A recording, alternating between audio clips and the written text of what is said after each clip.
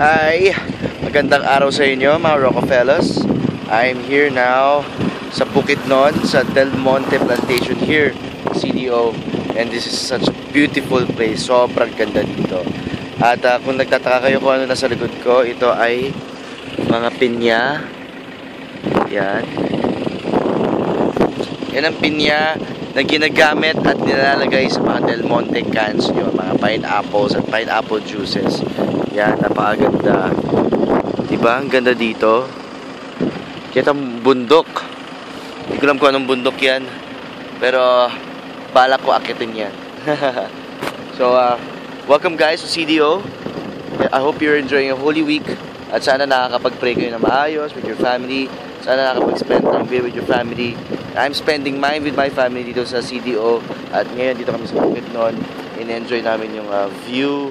Mamaya may unlimited pineapple juice kami. Tapos mamaya we're gonna experience rappelling. Mag-zipline kami na 800 feet. And then meron free fall. I don't know, mamaya mag-video vlog ulit ako para makita niyo lahat yun. So hope you're enjoying guys. Stay tuned sa rockonasino.com.ph at watch out for more video vlogs, alright?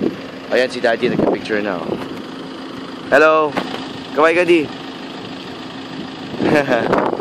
And si Daddy, the cameraman, Mr. Photographer. So this is the view, beautiful view. This is me in Bukidnon. See you guys again later, Rockefellers.